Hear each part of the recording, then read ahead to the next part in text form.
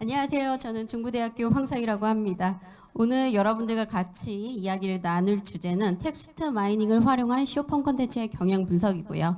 국내 언론과 논문을 비교를 중심으로 진행을 하도록 하겠습니다. 목차는 다음과 같이 5가지로 지정을 해봤고요. 서론을 통해서 연구 목적 및 필요성에 대해서 말씀을 드리도록 하겠습니다. 이 연구는 2020년부터 2024년까지의 쇼폰 콘텐츠의 발전과 변화를 체계적으로 분석을 하고자 했습니다.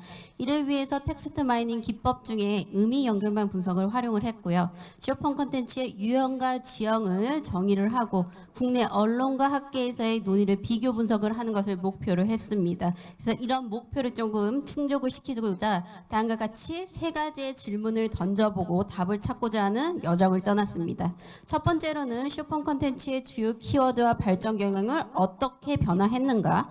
두 번째, 쇼폰 콘텐츠의 사회적, 경제적, 학문적 영향은 어떤 특성을 가지고 있는가? 마지막으로는 언론과 학계의 논의에서 나타나는 쇼폰 콘텐츠의 공통점과 차이점은 무엇인가에 대해 답을 찾아보도록 하겠습니다. 이를 통해서 쇼폰 콘텐츠가 미디어 환경과 사회적 요구에 어떻게 반응을 하고 있으며 변화했는지, 향후 쇼폰 콘텐츠가 나아갈 방향에 대해서 좀 예측하는데 필요한 기초 자료를 제공하고자 했습니다. 이렇게 쇼폰 콘텐츠에 대한 연구에 대해서 경향 및 트렌드를 기존에 연구를 했던 2편 정도가 있었습니다. 한 편은 2020년도에 있었고 또 다른 한편은 2023년도에 나왔지만 기존 연구들은 쇼폰 콘텐츠를 질적 연구에 의존을 하거나 제한된 데이터로 분석을 해서 객관성이나 범위의 한계가 있었습니다. 더불어서 2024년에 최신 데이터를 포함하지 않았기 때문에 최신의 시사점이 반영되어지지 않다는 점에서 이 연구가 꼭 필요하겠구나라고 생각을 했습니다.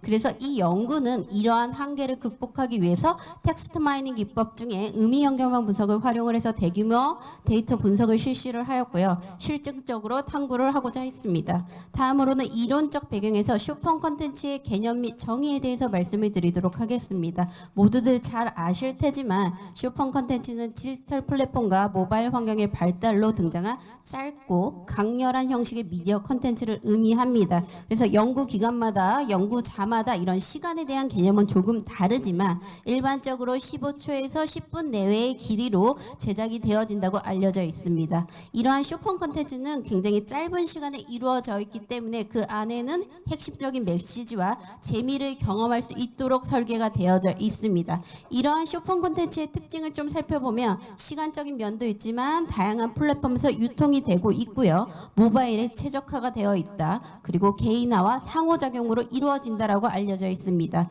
그리고 쇼폰 콘텐츠의 주요 유형은 2가지로 나눠볼 수가 있습니다. 오리지널 쇼폰 콘텐츠 그리고 재가공된 쇼폰 콘텐츠가 있죠. 오리지널 쇼폰 콘텐츠는 플랫폼에서 독립적으로 제작된 거, 재가공된 쇼폰 콘텐츠는 기존 콘텐츠를 요약하거나 하이라이트해서 재가공된 형태라고 볼 수가 있습니다. 이러한 주요 플랫폼으로는 우리가 잘 아는 틱톡, 유튜브, 인스타그램, 릴스를 볼 수가 있습니다. 이런 쇼폰 콘텐츠의 발전 배경으로 보면 역시나 코로나19 팬데믹이 작용을 합니다. 비대면 환경에서 짧고 강렬한 콘텐츠 소비가 확대가 되면서 폭발적으로 성장을 경험을 하기도 했고요. MZ세대가 주도적으로 소비를 합니다. 우리는 이들을 디지털 네이티브라고 부르죠. 이 세대가 컨슈머 성향을 바탕으로 쇼폰 콘텐츠를 놀이문화로 소비를 하기 때문에 발전이 폭발적으로 이루어졌습니다. 그렇다면 쇼폰 콘텐츠의 문화적 이의를 얘기를 해보자면 쇼폰 콘텐츠는 기존의 롱폼 콘텐츠와는 많이 대비가 되죠. 그렇기 때문에 빠르게 소비 가능한 스낵 컬처의 대표적인 예로 자리를 잡고 있습니다. 그리고 사용자의 창의적 참여와 공유를 기반으로 다양한 콘텐츠 형식과 소비 패턴을 만들어 가고 있다는 데에서 쇼폰 콘텐츠의 문화적 이의가 있습니다. 아까도 말씀을 드렸지만 쇼폰 콘텐츠의 경향 및 트렌드에 대해서 연구한 기존 연구는 2편이 존재를 합니다. 이 2편의 연구와 이 연구와의 차별성을 말씀을 드리면 직접 R 프로그램을 활용을 해서 빅데이터 분석을 했다는 점, 그리고 언론과 논문에 대해서 비교 분석을 했다는 점, 마지막으로 마지막으로 2024년에 최신 데이터를 반영을 해서 최신 시사점을 제공을 할 수 있다는 점이 이 연구의 차별성으로 볼 수가 있겠습니다. 그렇다면 연구 방법과 연구 설계를 같이 말씀을 드리도록 하겠습니다. 이 연구는 의미 연결망 분석을 연구 방법론으로 활용을 하였습니다. 의미 연결망 분석이란 텍스트 데이터를 기반으로 특정 키워드 간의 관계와 구조를 시각적으로 표현하는 분석 기법으로 주요 키워드와 이들 간의 연결성을 네트워크 구조로 나타냄으로써 텍스트의 주제와 패턴을 이해하는 데 굉장히 유용한 분석 방법입니다. 그렇다면 연구 설계, 의미 연결망 분석을 하기 위해서 연구 설계는 데이터 수집을 했고요. 아까도 말씀을 드렸다시피 국내 언론 기사와 학술 논문을 대상으로 했습니다. 시기적 기간은 2020년 1월 1일부터 2024년 11월 30일까지 지정을 하였고 일반적으로 쇼폰 콘텐츠는 2010년도에 등장한 것으로 나타나 있으나 2020년도 1월 1일부터 데이터를 수집한 이유는 국내 학계에서 2020년부터 그 쇼폰 콘텐츠의 연구가 이루어졌고 그리고 언론 미디어에서도 2018년부터 주요 이슈들이 나타나기 시작을 했으나 폭발적으로 2020년도부터 쇼폰 콘텐츠에 대한 이슈들이 나타난 것을 확인했습니다.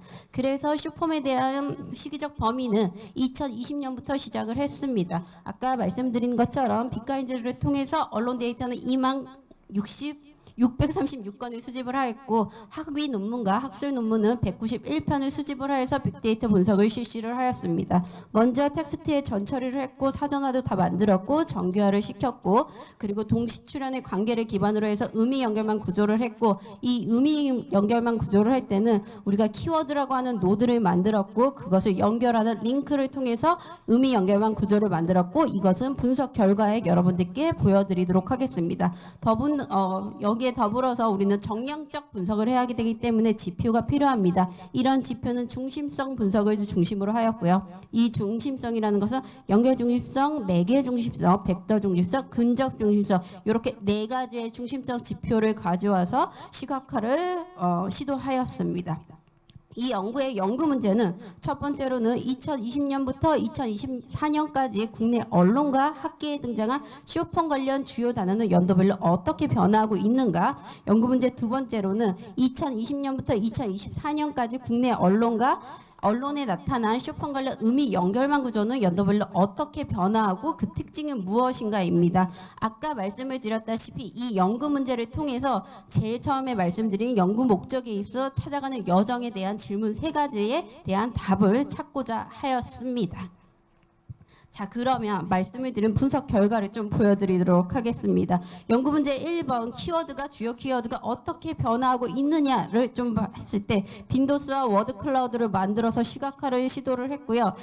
먼저 말씀을 드리자면 제가 KTX에서 확인을 했는데 빈도스가 잘못 기재되어 있는 것을 확인을 했습니다. 그래서 빈도스는 양해를 부탁을 드리고 하지만 단어에 대한 그 랭킹은 그 결과에 나온 대로 기입을 했습니다. 그래서 2020년도만 봐도 쇼폼이 먼저가 아니었습니다. 컨텐츠가 우선으로 해서 장르만 코미디, 카카오TV, 쇼폼 이렇게 나왔고 2024년으로 변화를 하면서 쇼폼에서 AI까지 도입이 된 것을 확인을 할 수가 있었습니다. 이렇게 빈도 워드클라우드를 그리면 당연히 이런 정량적인 분석과 같이 나오는 것들이 일반적으로 되고 있고 학계에 나타난 쇼폼 관련 워드클라우드도 그려봤습니다. 그리고 아까 말씀을 드렸다시피 의미 연결망 구조입니다. 의미 연결망 구조는 동시 출현의 관계로 텍스트의 관계성을 확인해서 그러한 패턴을 파악을 하는데 유용한 분석 방법입니다. 이렇게 했을 때 제가 잠시 앞으로 나가보도록 하겠습니다. 여러분들께서 보시면 아시겠지만 2020년부터 2024년까지 제가 연구를 시도를 하였고요.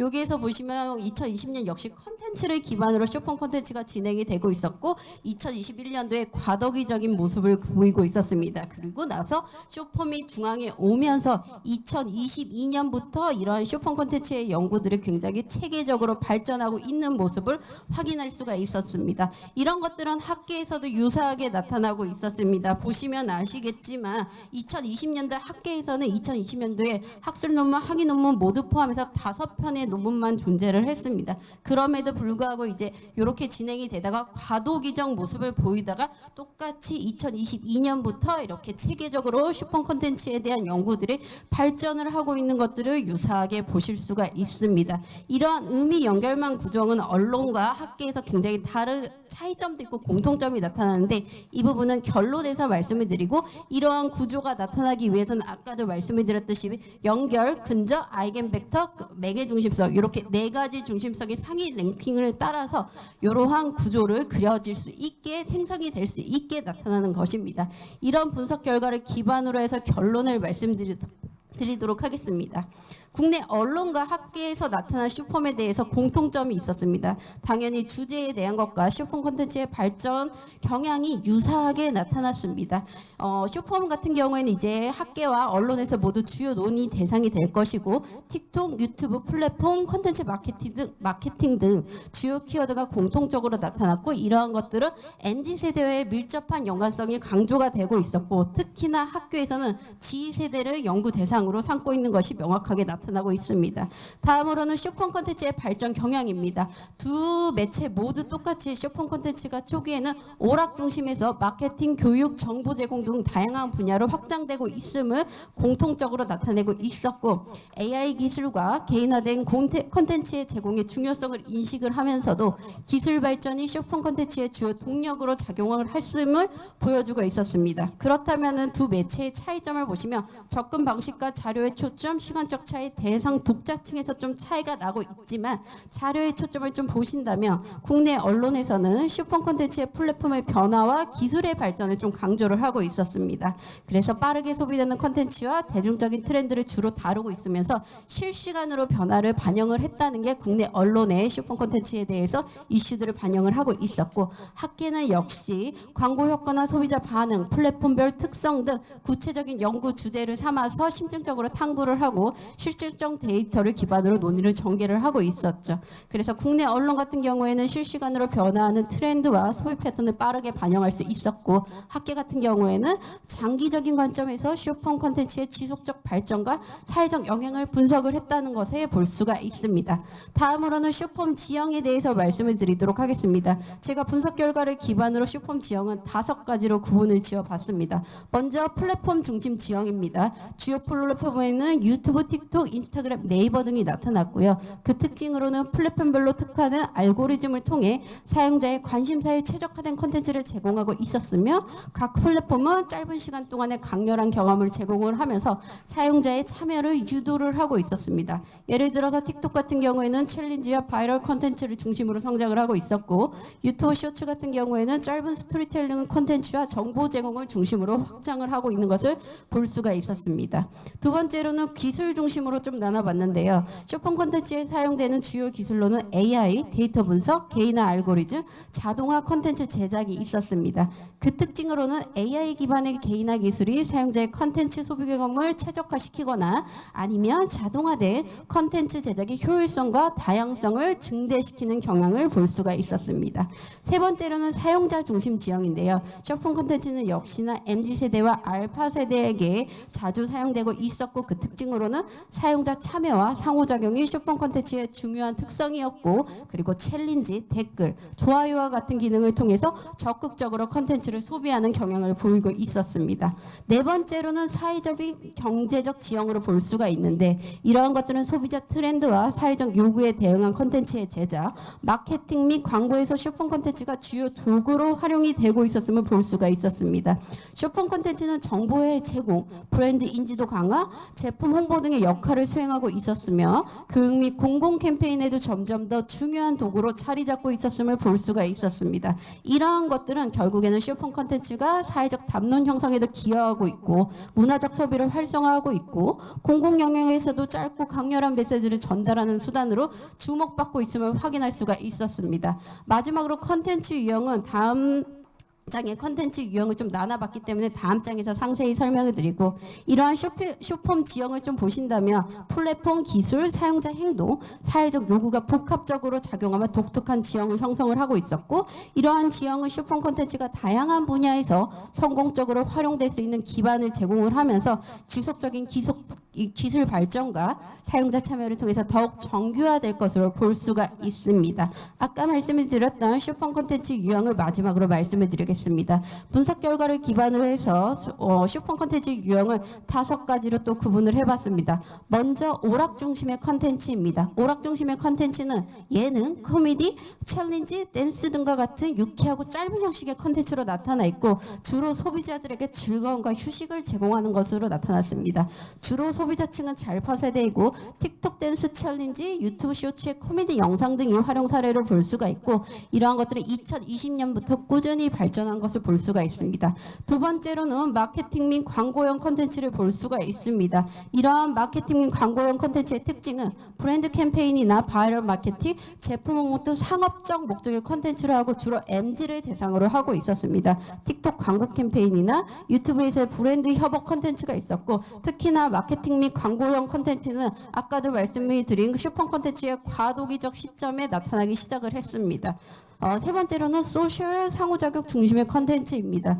개인 경험을 공유하거나 커뮤니티 중심으로 제작된 컨텐츠이고 소셜미디어에서 적극적으로 활용하는 잘파 세대를 주로 대상으로 하고 있습니다. 이러한 것들은 브이로그, 챌린지 참여 영상, 댓글 기반 응답 콘텐츠에 주로 활용이 되고 있었고 발전 경향을 살펴보면 사용자 생성 콘텐츠 UGC가 중요하게 작용을 하고 있었고 플랫폼은 이를 기반으로 한 커뮤니티 기능을 강화하고 있음을 확인할 수 있었습니다. 다음 두 가지는 2023년부터 굉장히 활발하게 일어나고 있는 콘텐츠였습니다. 네 번째로는 정보 제공 및 교육적 콘텐츠가 있었고 빠르고 간결하게 핵심 정보를 제공하거나 학습 내용을 전달하는 콘텐츠입니다. 소비자층은 다양한 연령층이 있었는데 특히나 자기개발이나 실용적 정보를 찾는 학습자가 대상으로 되어 있습니다. 이러한 것들에 대해서는 언어학습, 시험 대비 요약 콘텐츠, 간단한 요리 레시피 등을 볼 수가 있었고 2024년부터 교육과 지식 전달을 위한 주요 매체로 자리 잡고 있으며 짧은 시간 안에 높은 학습 효과를 제공하는 데 초점이 맞춰지고 있습니다. 마지막으로 알겠습니다. 네, 알겠습니다. 그래서 마지막으로 보시면 창의적 서사 콘텐츠가 있었고 이러한 것들은 드라마 형식에서 발전을 하는 것이 있어서 활용 사례에서는 유튜브 쇼츠의 미니 드라마나 틱톡의 단편 영화로 볼 수 있는 게 2020년의 특징이라고 볼 수가 있습니다. 그래서 제가 정리한 이렇게 7가지 정도의 슈퍼 콘텐츠가 앞으로 이러한 미래 발전 방향이 있을 것이다 라고 했을 때 AI 기술이 접목이 되고 교육과 학습 콘텐츠의 장르로 계속해서 확장이 될 것이고 헬스케어 등과 같은 전자상거래 등 다양한 산업과의 융합이 있을 것이고 AI가 사용된 만큼 윤리적 기준 및 데이터 보호가 강화가 될 것이고 잘파 세대가 주요 소비 대상으로 된 만큼 소셜 상호작용 중심의 콘텐츠가 증가를 할 것이고 다국어 지원과 그리고 현지화 전략을 활용할 수 있는 글로벌 콘텐츠와 로컬 콘텐츠의 통합이 이루어질 것이고 그리고 AR, VR이 좀 활용된 새로운 콘텐츠의 장르와 실험적 형식이 계속해서 발전을 할 것이다 라고 볼 수가 있었습니다. 이 이야기를 이러한 발전 방향을 마지막으로 제 발표를 마치도록 하겠습니다. 감사합니다. 네, 굉장히 많은 내용을 숨가쁘게 그리고 또박또박 아주 말씀 잘 해주셨습니다. 그러면 한성대학교 박성준 선생님을 모시고 토론을 들어보도록 하겠습니다. 이 텍스트 마이닝 작업은 옛날에는 다 인력을 갈아 넣던 작업인데 요즘에는 소프트웨어가 좋아져서 이런 데이터베이스는 나중에도 계속 넓은 활용이 가능할 것 같아요. 네, 토론을 맡게 된 한성대학교 박성준이라고 합니다. 네, 먼저 발표 참 잘 들었고요. 저도 이 숏폼 콘텐츠가 최근에 상당히 중요하다고 생각하고 저 개인적으로도 숏폼을 워낙 많이 보게 되니까 정말 핫한 용어라고 생각을 하게 되고 이런 연구가 특히 양적 연구가 이렇게 된다는 점에서 의미가 깊다고 생각을 합니다. 그런데 이 숏폼 콘텐츠, 우리가 숏폼이라고 이야기하는 게 지금 이 연구에서 동일한 대상을 가리키고 있는가가 먼저 의문이 들 수밖에 없는데요. 20분에서 뭐 1분 사이에 를 우리가 숏폼이라고 얘기를 한다라고 하는데 이 20분이라는 게 그 2020년에 그 최혜여 선생님과 김영재 선생님이 그 논문 보시면 그 표로 잘 정리가 되어 있거든요. 그래가지고 그게 상당히 숏폼 연구에서 상당히 많이 인용이 됩니다. 그 정의를 얘기할 때 인용이 되는데 이때 당시에 여기에서 얘기하는 숏폼이라는 건 실제 롱폼으로 대상으로 이게 잡았던 영화라든지 드라마보다 짧은 영상 콘텐츠라는 의미에서 숏폼이라는 표현을 썼습니다. 그런데 실제 저희가 숏폼 콘텐츠라고 일컬어지는 것들은 보통 틱톡이라든지 아니면 유튜브 쇼츠라든지 뭐 인스타에 그다음에 릴스라든지 이런 그 영상들을 보통 이야기하게 되거든요. 실제 뭐 그런데 그런 부분에서 보면 릴스 같은 경우는 60초, 지금 좀 길게 좀 확장시켜가지고 90초 안에 있는 영상을 얘기하는 것이고, 그 다음에 유튜브 쇼츠 같은 거는 1분 이하의 영상 길이만을 보여주게 됩니다. 이거는 지금 우리가 보통 얘기하는 쇼츠는 실제 그 이후에 요 20년 이후 연구에서 그 유튜브가 10분이 넘어가야 그 수익 창출이 되었기 때문에 그거와 반대로 그보다 더 짧은 형식의 영상 콘텐츠를 의미해서 이 숏폼 콘텐츠를 용어로 활용하게 되었다라는 부분에서 본다면 지금 이전에 사용했었던 그 최혁 선생님, 김정재 선생님이 정의를 내렸던 숏폼과 지금 우리가 여기 나와서 이야기하게 되는 대다수 인식하는 그 숏폼과는 좀 다른 영상 콘텐츠를 대상으로 삼고 있다. 이런 부분이 좀 구분이 되어야 한다고 좀 생각을 하고 있고요. 그런 부분에 있어서 실제로 그 데이터를 보시면 이게 2021년에 이 숏폼이라는 용어가 중심으로 나오게 되었다고 선생님이 설명을 하시는데, 이 숏폼이라는 용어가 이때 나오게 되었던 이유는 무엇인가 생각해 보면 이때 유튜브 쇼츠와 릴스가 출시를 하게 됩니다. 우리나라에. 뭐 릴스 같은 경우는 2020년에 미국에서 했지만 런칭을 21년에 우리나라에서 하게 됐거든요. 그때부터 사람들이 이 숏폼이라는 용어를 활용하게 되었고, 그 전에 사용했었던 어떤 숏폼이라는 용어나 아니면 이런 것들은 실제 지금 얘기하는 숏폼과는 다른 것일 수 있다. 그런 부분 좀 구분이 되어야 하지 않는가. 그리고 그런 점에서 좀 2020년 이전에 어떤 연구들이나 이런 것도 좀 같이 연구가 되지 않는가라는 부분에 있고요. 그런 부분에서 이 키워드에 대한 좀 오염이 있는 것 같은데, 같은 맥락이긴 합니다. 2020년에 이게 텍스트 마이닝을 해서 다 끌고 오다 보니까 2022년에 장르만 코미디가 두드러졌다. 그래서 그 설명을 하시는 걸 해석을 보시면 분석해서 뭐 오락 중심의 콘텐츠가 되어 있다라고 얘기를 하는데, 이때 당시에는 당연히 그 숏폼이라는 용어 자체가 사람들한테 알려지지 않고 지금 우리가 숏폼이라는 것을 익숙하지 않은 실제, 그리고 여기서 얘기하는 숏폼은 또 그 지금 저희가 생각하는 숏폼과 다른 거죠. 영화나 드라마보다 짧은 이야기를 담은 어떤 스토리텔링이 있는 콘텐츠들을 이야기하는 것이죠. 장르만 코미디도 그런 내용을 담고 있는 거거든요. 사실 꽁트입니다. 꽁트를 모아놓은 어떤 TV 프로그램이고, 이런 부분에서 그 당시에 숏폼이라는 용어가 어쨌든 데이터 양 자체가 작을 뿐더러 장르만 코미디 같은 경우는 이게 처음에 마케팅으로 많이 썼습니다. 이게 JTBC에서 한 거거든요. 근데 처음에 이제 평균 1.5% 시청률 나오다가 그게 나중에 시청률이 제로가 되면서 폭망을 했어요. 사실 화제성으로 보면은 지금 여기 뭐 가장 중요한 어떤 키워드로 나올 만큼의 큰 부분은 아니었다. 그러면 왜 나왔을까 생각해 보면 그게 당시에는 숏폼이라는 용어가 잘 활용이 되지 않았고, 언론에서 이제 TV에서 방송을 하게 되면 다 뿌리잖아요. 언론사에다가 홍보 목적으로 뿌린 게 지금 그 언론사 요구로 키워드를 텍스트 마이닝을 하다 보니까 이게 떴다는 거죠. 그러면 우리가 이 텍스트 마이닝을 해서 어떤 이 키워드가 가지고 있는 화제성이나 이런 거 어떤 그 당시의 주목도를 보려고 하는 건데, 그런 부분에 대해서 이게 과연 맞는가, 이거는 그 홍보를 위해서 그 사람들이 뿌린 거고 실제로 그렇게 화제가 되지도 않았던 콘텐츠였고, 그리고 그 당시에 했었던 게 여기서는 이제 꽁트 형식의 그 옛날로 치면은 그 여러 그 꽁트를 모아가지고 만드는 프로그램이었거든요. 페이크 다큐 섞어가지고 뭐 이런 거였는데,